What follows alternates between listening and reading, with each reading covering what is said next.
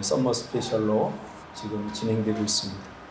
수련회를 특별히 하지 못해서 한 4번 정도에 걸쳐서 4주 정도 누룩에 관한 설교를 하려고 합니다. 저번 주에는 약간 이제 서론 부분에 해당하는 말씀을 전했습니다. 자기 점검 시리즈 오늘은 2번째입니다. 위선적 신앙.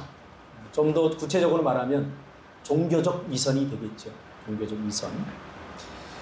이 위선은 복음의 본질에서 벗어나게 하고 또 결국 종교적 신앙에 머물게 하기 때문에 정말 중요하게 다루어야 될 그런 부분들입니다.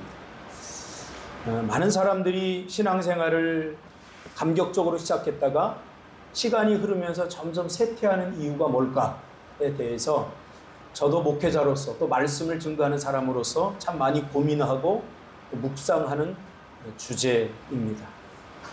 저번주에 뭐라고 그랬죠? 복음에서 벗어난 거죠. 복음에서 벗어난 거. 그럼 무엇이 복음에서 벗어나게 했는가에 대해서 예수님은 아주 중요하게 제자들에게 수많은 사람들이 모인 가운데에서 특별히 제자들에게 위선이다. 위선을 조심해야 된다. 라고 말씀해 주신 것입니다. 그래서 저번 주에는 서론적 부분을 했고요. 그러면 오늘은 그러면 왜 도대체 위선적 신앙이 될까? 하나님의 말씀을 우리가 알고 있어요. 모르는 사람 없어요. 아는데 그 아는 말씀과 또 우리가 실천하는 삶의 부분에 있어서 왜 모순이 될까? 왜 우리는 아는 대로 살지 못할까? 이 부분을 뭐 기도 안 해서 그렇고 우리 육신이 약해서 그렇고 자꾸 이런 식으로다가 우리 합리화를 하는데 성경에서 우리가 답을 얻어야 되죠. 예수님은 이미 알고 있었던 거죠. 그래서 이것은 위선 때문이다. 위선 때문이다. 이렇게 앞으로 이 복음적 신앙, 건강한 신앙에서 가장 중요한 것이 뭐냐면 여기서 벗어나게 하는 것, 치명적인 문제 중에 하나가 바로 위선이다. 그런 말씀을 저번주 드렸고요. 그러면 왜 우리가 도대체 위선적 신앙이 될까? 결론적으로 말씀을 드리면 결론을 지어놓고 풀어가는 게 좋을 것 같아요. 하나님의 말씀을 전인격적으로 받지 않으면 위선이 틈타게 되어 있습니다. 사도 바울은 이 부분에 있어서 피 흘리기까지 싸워야 한다라고 말씀해 주고 있습니다. 하나님의 말씀을 받을 때 우리는 하나님의 형상을 따라 지음을 받은 하나님의 백성으로서 새 생명을 얻게 되었잖아요. 회복된 형상, 그 전인격적인 형상으로 하나님의 말씀을 받아야 된다는 거예요. 그리고 이 말씀대로 살기 위해서 우리 몸부림쳐야 됩니다. 고민하고 시도하고 신음해야 됩니다. 제가 항상 이야기하지만 신앙은 결론에 서는 것이 아니라 과정을 추구하는 겁니다. 즉 지향하는 겁니다. 나는 이 말씀대로 못 살아 하고 결론을 짓고 그러니 나는 이 정도 수준에서 살 거야. 이렇게 신앙이 흘러가는 순간 우리는 철저하게 위선적인 삶을 살아갈 수밖에 없습니다. 복음적 신앙, 진리의 신앙은 겉과 속이 같은 연합과 일치를 이루게 합니다. 이 일을 하는 분이 바로 성령님이십니다. 성령. 어떤 우리가 변해가는 모습, 자라가는 모습을 우리가 복음적 신앙 안에서 우리가 입체적으로 볼 수 있는 거죠. 그러나 오늘 이 바리새인들과 사두개인들은 한쪽으로 치우쳐 있어요. 이제 다음 주에 살펴보겠지만 한쪽으로 치우쳐 있는 부분이 뭐냐면 자기의입니다. 자기의가 결국 뭐예요? 자기 자랑인 거예요. 우리는 모든 삶의 동기가 하나님의 영광이고 또 모든 삶의 결과로 주어지는 열매들이 하나님께 감사이어 있는 거죠. 그렇죠? 우리가 구원을 얻은 것도 사실은 우리가 노력해서 얻은 것 아니잖아요. 하나님께서 은혜로 주신 거잖아요. 그런데 은혜로 주어진 그 새 생명을 갖고 우리가 살아가는데 그 다음부터는 자기의 힘으로 뭔가를 자꾸 하려다 보니까 뭐가 나오냐면 자기 자랑이 나와. 사람들과 이야기를 하다 보면 은근히 자기 자랑을 하는 거예요. 은근히 자기 자식 자랑하고 은근히 자기 학력 자랑하고 은근히 자기 자랑이 계속 나오는 거예요. 그러면서 미안하니까 마지막에 붙이는 거, 이 모든 것이 다 하나님의 은혜입니다. 그러면 저는 모든 것이 하나님의 은혜입니다. 이게 안 남아요. 이게 안 남아요. 이게 안 남아요. 입체적으로 보는 것이 중요하다는 거예요. 예수님은 말과 행동이 따로 놀지 않았어요. 예수님은 이 사실에 굉장히 성실했던 분이죠. 아는 것과 믿는 것이 하나가 되도록, 일치하도록 추구하는 삶. 그것이 신앙이라고, 그것이 위선에서 벗어나게 하는 길이라고 예수님 말해주고 있죠. 특히 이 바리새인들은 성경에 대한 지적인 이해만으로 새로운 생명을 얻을 수 있다고 생각했어요. 그래서 굉장히 지적인 사람들이 이 바리새인. 지적인 것 굉장히 중요합니다. 신앙생활에서. 그러나 지적인 것이 모든 것은 아닙니다. 지식은 하나의 단편적인 것입니다. 필요하지만 전부는 아니라는 거죠. 그런데 이 바리새인들은 지적인 것을 중심에 놓고 살았어요. 그래서 성경의 어구들에 몰두하면서도 정작 성경의 진리를 헤아리지 못했어요. 성경을 너무 잘 알았어요. 너무 많이 알았어요. 심지어 그게 이 사람들의 자랑거리였어요. 우리는 성경을 이렇게 많이 안다. 그런데 아는 것과 그들이 아는 만큼 살아가는 것에 일치를 이루지 못했다는 거예요. 이것이 오늘 저와 여러분의 고민이기도 합니다. 그렇지 않습니까? 설교를 하다가 어느 순간에 좀 회의가 올 때가 있어요. 가끔. 야, 내가 매일 주일날 이렇게 설교를 하는데 왜 나는 이렇게 안 변하고 성도들은 이렇게 안 변할까? 그런 부분들이. 설교를 듣고 왜 부흥이 안 될까? 그것과 고민한 적은 별로 없었던 것 같아요. 첫째로 저는 내가 이렇게 말씀을 읽는데 왜 내가 안 변할까? 그게 참 가슴이 아파요. 왜 나는 이것밖에 변하지 못했을까? 그게 가슴이 아파요. 요한복음 5장 39절에 보니까 너희가 성경에서 영생을 얻는 줄 생각하고 성경을 연구하거니와 영적인 감동과 영적 깨달음이 없는 지적인 분석을 했다고 예수님 말하고 있습니다. 너희가 성경에서 영생을 얻는 줄 생각하고 성경을 연구했다. 그러니까 성경을 연구하되 성경의 저자인 성령님과의 친밀한 교제가 없다면, 그분과의 어떤 이 일치되는 마음이 없다면 성경은 그냥 지식에 불과하다는 거예요. 하나님의 말씀. 지식에 불과. 그 지식이 우리를 변화시키지 못해요. 그래서 하나님의 말씀을 받을 때 우리는 전 인격적으로 하나님의 말씀을 받아야 된다는 거죠. 구원신앙을 일으키는 것은 지식이 아닙니다. 성경을 읽고 말씀을 배우고 익히면 은혜가 자동적으로 임하는 것이 아닙니다. 그럼에도 불구하고 바리새인들은 교묘하게 성경을 많이 알아야 된다라고 생각을 한 것입니다. 그래서 지정의 균형적인 신앙을 잃어버립니다. 어디 쪽으로 치우쳤어요? 지식 쪽으로 치우쳤어요. 지식적으로 치우치면 어떤 현상이 일어나냐면, 하나님, 내가 어떻게 살아야 되는 걸 알아요. 그럼 그것이 어떻게 가능하죠? 이런 질문을 자주 하게 됩니다. 한쪽으로 치우쳐지기 때문에. 지식과 정서와 감정, 의지들, 이 모든 것들이 통합적으로 내 안에서 역사를 해요. 전인격적으로 역사를 해요. 그런데 이 바리새인들은 지식이라고 하는 한쪽으로 치우쳐 있어요. 그러니까 얼마나 힘들었겠어요.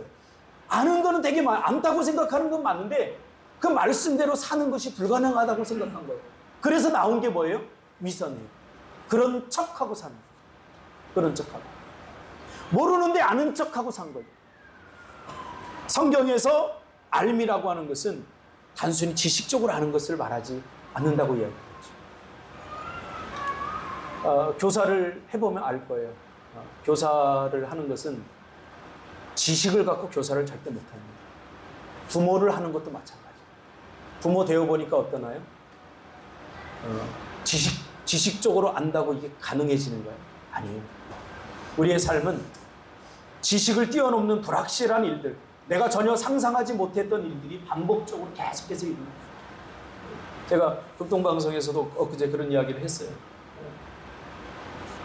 뭔가 우리의 신앙을 자꾸 시스템화하고 규칙적으로 만들고 그래서 반복적으로 함으로써 야, 내가 신앙생활 잘한다라고 자꾸 만들려고 해요. 그게 뭐예요? 새벽 기도 잘하고 성경 백독하고 뭐 수요예배 안 빠지고 주일 예배 안 빠지고 이거 중요한 거예요. 너무 중요한 거예요. 그러나 그것이 중심이 되면 안 돼요. 그 중심이 되면 안 돼요. 그렇게 해놓고 정말 무서운 게 뭐예요? 새벽 기도 안 빠지고 나오는 사람이 무서워지. 수요예배 안 빠지고 나오는 사람이 무서워지. 점점 부드러워지고 넓어지고 사랑이 더 많아지고 해야 되는데 내가 나오니까 나오지 못하는 사람들을 정지하는 거예요. 이게 뭐냐면 자기의예요. 지금 바리새인들이 그랬단 말이에요. 내가 다른 사람이 드리지 못한 예배를 드렸다면 거의 감사로 끝내야 돼요. 아, 너무 감사하다. 그런데 주위를 돌아보고 김 집사님 만나고 누가 안 나왔네 이러면서 그다음부터 이제 정죄하기 시작하는 거예요. 이게 뭐냐면 바리새주의의 특징이에요. 이게 누구의 눈에만 비쳤냐면 예수님의 눈에 비친 거예요. 토요일 오후 6시에 우리 나와서 다 청소를 해요. 근데 어느 날 보면 한 사람도 안 나올 때가 있고 어떨 때는 한 사람이 나와서 할 때도 있어요. 그때 저는 그 한 사람을 보고 돌아가면서 그렇게 기도해요. 하나님, 제가 시험에 들지 않게 해주세요. 그렇게 기도해요. 더 많이 나오게 해주세요 보다 하나님, 저 아이가 시험에 들지 않게 해주세요. 왜? 아니, 이 교회는 나만 충성해? 나만 헌신해? 이렇게 될 확률이 굉장히 크기 때문에. 여러분, 그때는 이렇게 복음에 감동한 사람은 어떻게 하냐면, 야, 나라도 있어서 다행이다. 아무도 없는데 하나님 나를 보내주셨구나. 그리고 청소하시길 바랍니다. 왜 제가 하는 말이 마음에 안 드나요?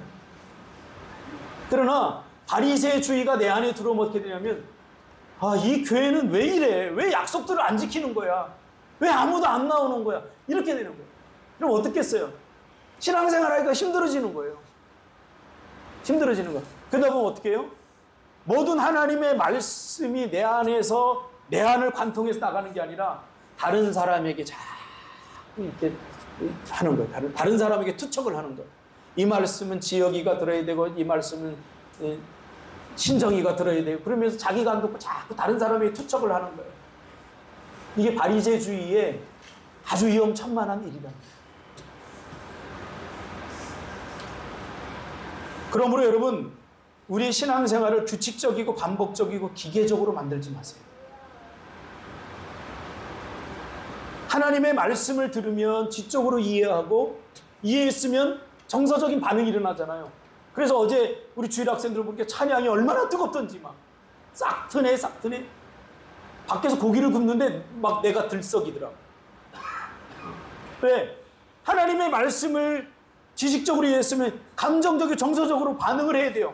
그래서 찬양할 때 막 이런 막 움직이고 싶고. 그러니까 다윗이 여러분 하나님 앞에 찬양할 때 막 옷을 벗어던지고 찬양한 거 왜 그런 줄 아세요? 최고의 표현이에요. 몸으로 표현한 찬양, 몸으로 표현한 찬양. 그리고 의지적으로는 어떻게 해야 돼요? 아, 내가 하나님의 말씀으로 살아야 되겠구나. 그러면서 의지적으로 결단하는 이런 전 인격적인 하나님의 말씀을 이렇게 받아들여야 되고 수용해야 되는데 그렇지 않고 머릿속으로만 딱 받아들이면 어떻게 되냐면 하나님의 말씀을 읽거나 하나님의 말씀이 증거될 때 머리 안에서 다 샥 정리가 돼요. 아, 이 말씀 내가 들었지만 뭐 내가 그렇게 살 수 있는 믿음은 아직까지는 안 돼. 그러니까 나는 요 정도만 할 거야. 나는 이 수준에서 헌신하고 난 이 수준에서만 순종할 거야. 이렇게 돼버립니다. 이건 신앙도 아니고 믿음도 아닌 거예요. 순종이라고 하는 것은 하나님의 말씀이 내 귀에 들린 대로 실행하는 거예요. 그렇죠? 그게 순종이죠. 그래서 아브라함은 어떻게 했어요? 즉시 떠났어요. 너희 본토 친척 아비집을 떠나라 라고 했을 때 잠깐만요. 내 형편이 지금 떠날 수 있는 형편이 아닌데요, 하나님? 본토 친척 아비집?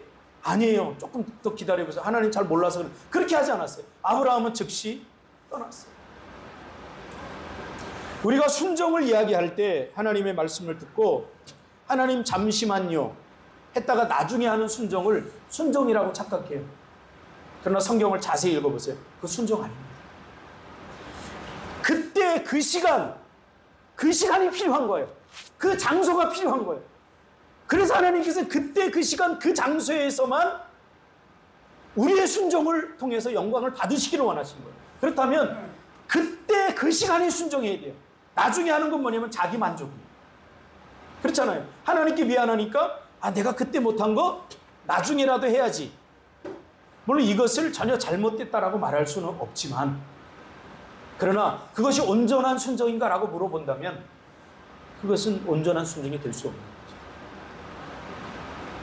그러므로 하나님의 말씀이 머리, 즉 지식에만 머물러 있으면 다 아는 것 같고 어떻게 해야 되는지 알면서도 정작 행동으로 옮기는 것이 불가능해집니다. 머리로 이해했으면 감정적으로, 정서적으로 반응을 합니다. 그렇죠? 저는 대부분 하나님의 말씀으로 응답을 받고 그 받은 즉시 순종하는 경우는 거의 없는 것 같아요. 그 다음에 뭘 하냐면 기도를 해요. 기도를 하면서 내 안에 있는 죄성들, 하나님의 말씀대로 순종해야 되는데 그렇게 했을 때 네가 당할 육신적인 그런 고난들과 어려움들, 불이익들, 그런 것들을 생각하면서 계속해서 기도하면서 싸우는 거야. 하나님, 그래도 순종해야 됩니까? 그러다 하나님께서 감정적으로 나에게 터치하시면 눈물이 쏟아지기도 하고, 내가 하나님 앞에 괜히 때를 썼구나. 그러면서 이 감동이 오기 시작하는 거예요. 그럼 어떻게 돼요? 그 다음에 의지적 결단입니다. 하나님, 제가 잘못했습니다. 말씀에 순종. 이게 전 인격적으로 하나님의 말씀을 받는 거다. 그러나 오늘날 많은 사람들은 하나님의 말씀을 이와 같은 통합적 능력을 가지고 하나님의 말씀을 받지 않아요. 한 부분만을 가지고 봐요. 예를 들면 감정적으로, 예를 들면 지식적으로, 이걸 전 인격적으로 다 같이 인격적인 부분으로 그렇게 통합적으로 반응을 해야 되는 거죠. 또 어떤 사람은 감정적으로 올 때 그 신앙인 줄 알아요. 막 뜨거워요. 찬양 시간에 보면 막 두 손 들고 막 해서 저분 보면 막 선교사라고 나갈 것 같아요. 근데 그 이튿날 보면 마음이 냉랭해져 있어요. 이게 뭐냐면 이게 뭔가 균형이 안 맞는, 뭔가 삐뚤어지고 왜곡되어 있는 거, 뭔가 우리의 신앙이 건강하지 못한 거. 이 바리새인의 누룩의 실체, 위선의 실체는 지성 혹은 감정의 한 부분만을 자꾸 작동시키는 거예요. 여러분, 영적인 것이란 하나님과 교제하고 하나님을 기쁘시게 하려는 의도에 시도하는 모든 것들이 영적인 것이 되는 거예요. 우리가 영적인 것을 너무 추상적인 것들을 만들어놨어요. 기도를 하더라도 그것이 하나님께 영광이 되고 하나님의 어떤 일들과 관련이 있다면 그 기도는 사소한 몸짓 하나로도 우리는 그것이 영적인 신앙이 된다는 것을 우리는 잊어서는 안 됩니다. 그럼 예수님이 왜 이토록 이 위선에 대해서 계속 지금 이야기를 하고 있느냐? 위선적 신앙은 교묘하게 감추어진 숭배적 신앙이기 때문에, 건강한 신앙은 아니에요. 숭배적 신앙이에요. 복음은 우리에게 관계적 신앙을 계속해서 요구하고 있어요. 신앙은 숭배적이어서는 안 돼요. 관계적이어야 돼요. 숭배적 신앙은 뭐예요? 비인격적인 그런 신앙입니다. 그러니까 내가 섬기는, 숭배하는 신과 내가 인격적 교제가 일어나지 않아요. 숭배적 신앙. 그러나 복음적 신앙은 뭐냐면 관계가 일어나는 거예요. 관계가 일어나는 거예요. 그리고 인격적인 교제가 일어나는 거예요.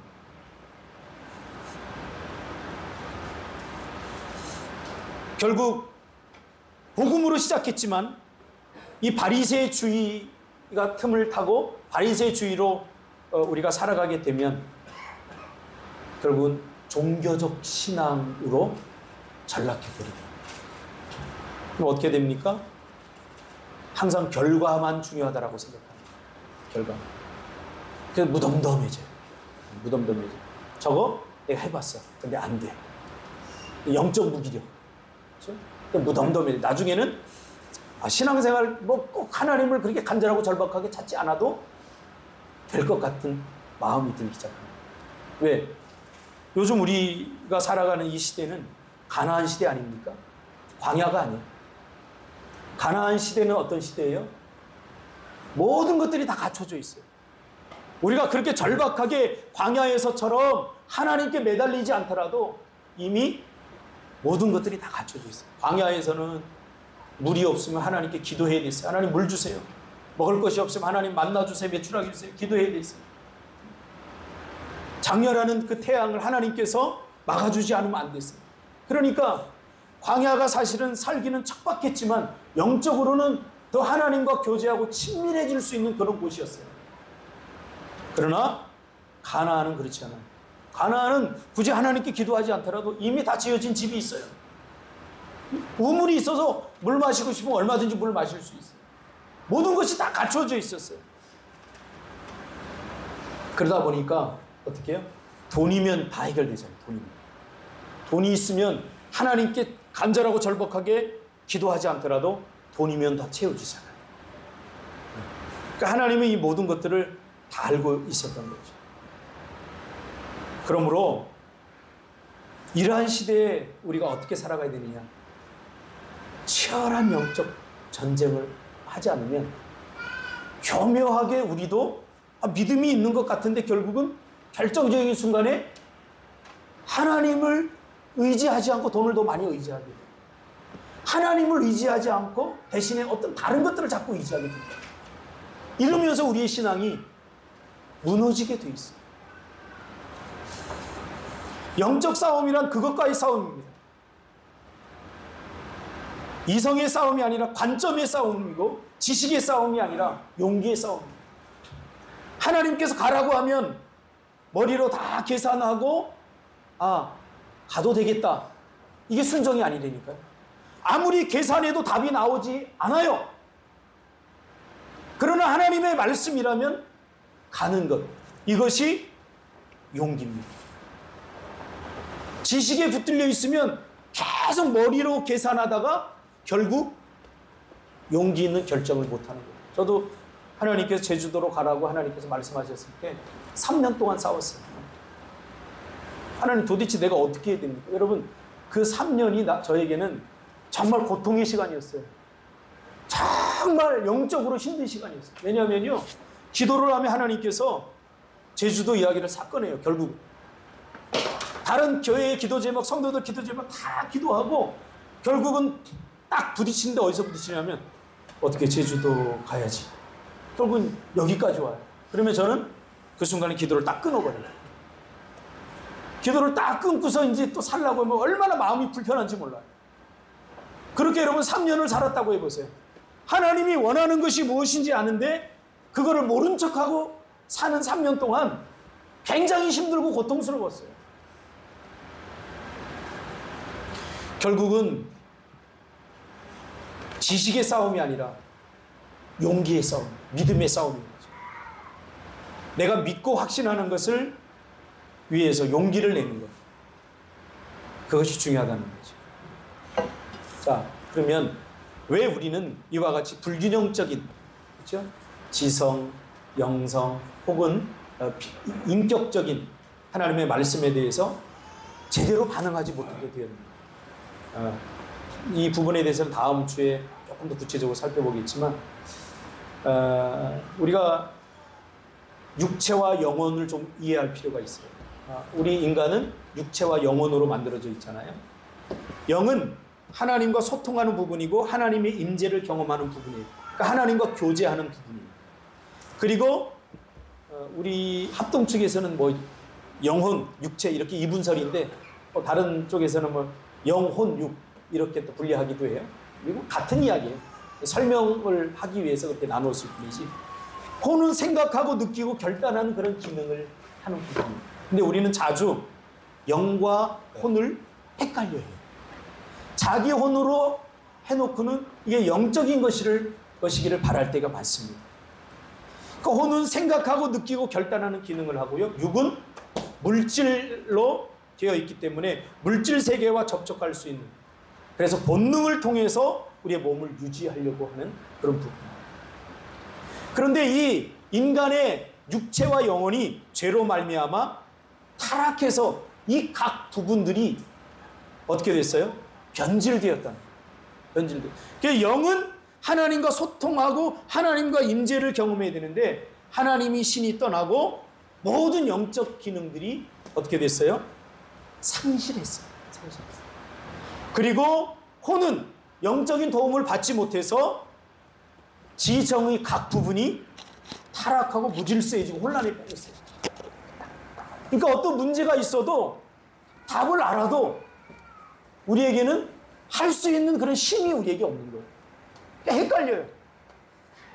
그 다음에 육은 우리의 몸을 바르게 조절할 수 있는 능력을 상실해버리죠.